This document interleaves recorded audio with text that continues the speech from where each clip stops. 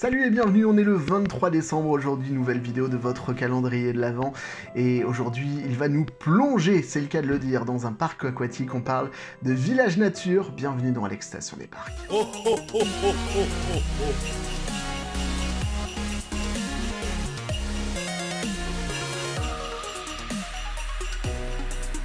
Ça fait partie des destinations qu'on a pu découvrir en début d'année, avant que le Covid n'arrête quasiment toutes les possibilités de voyage et d'expérience dans les parcs d'attractions. Village Nature, que l'on a découvert au mois de mars dernier, juste avant le confinement. C'était une expérience un petit peu particulière, hein. Non pas à cause du Covid, même si les gens commençaient à se poser des questions, on n'était pas du tout dans l'ambiance actuelle où il y avait les masques et tout. On était juste avant le confinement, et c'est vrai que même si les gens commençaient un petit peu à faire attention, il n'y avait pas non plus une prudence extrême, et c'est vrai qu'avec le recul, cette destination qui est proposée par Pierre et Vacances, pas très loin de Disneyland Paris, eh bien, était peut-être pas la meilleure avant le Covid. Mais bon, Village Nature, c'est quoi? C'est clairement un Center Parcs qui n'en porte pas réellement le nom, même s'il est vendu par Center Parcs.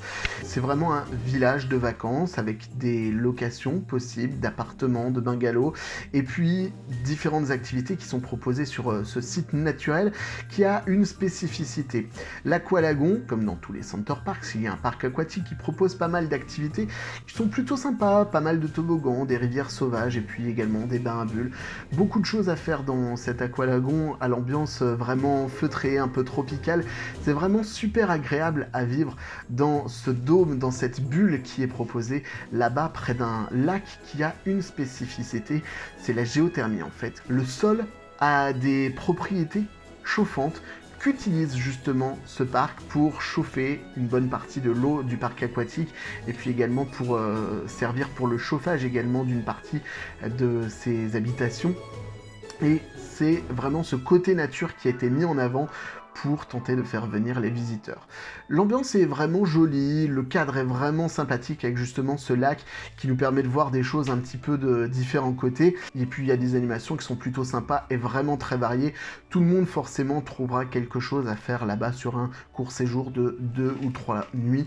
Nous en fait on avait réservé pour une nuit, histoire de profiter tout de même de l'Aqualagon, de découvrir cet univers et puis d'aller faire d'autres choses, notamment aller du côté de Disneyland Paris où on a fait notre dernière visite. Je vous en ai parlé dans une vidéo il y a quelques temps, vous la trouvez ici en annotation.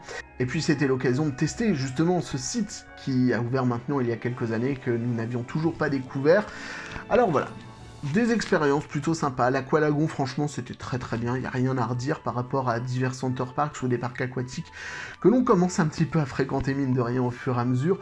C'était très correct, une expérience vraiment plaisante, des toboggans qui étaient vraiment plutôt super sympas.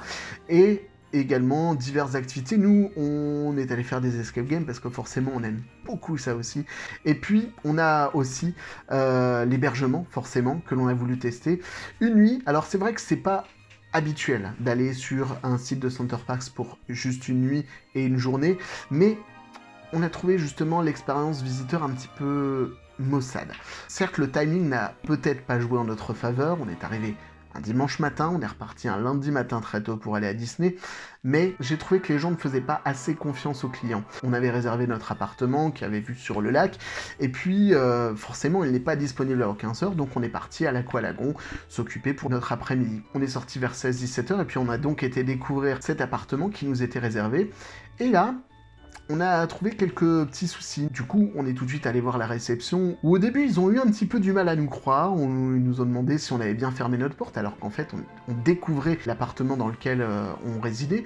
Et puis, après presque passer pour des voleurs, ils nous ont dit, bon, on vous envoie quelqu'un. Mais voilà, effectivement, personne n'était passé. Pas un mot d'excuse. On a trouvé ça un petit peu limite au niveau de la gestion, d'autant plus qu'on a eu des retours d'autres personnes qui étaient allées au Village Nature et qui avaient eu des expériences un petit peu similaires. Faut vraiment réclamer pour avoir quelque chose, donc c'est peut-être un petit peu dommage d'apporter ce genre d'expérience un peu négative sur une destination qui se veut touristique. On retournera peut-être une fois sur plusieurs jours en espérant que l'expérience soit un peu meilleure, mais c'est vrai que ce genre d'expérience nous a un petit peu refroidi. Voilà pour cette vidéo. Est-ce que vous êtes déjà allé à l'Aqualagon ou même à Village Nature pour profiter de l'ensemble des activités? Dites-le moi dans les commentaires. Et puis nous on se retrouve demain à 6 h pour une nouvelle vidéo. D'ici là, n'oubliez pas que la vie c'est comme une montagne russe, il y a des hauts, il y a des bas, mais le principal c'est de se faire plaisir. Allez, salut.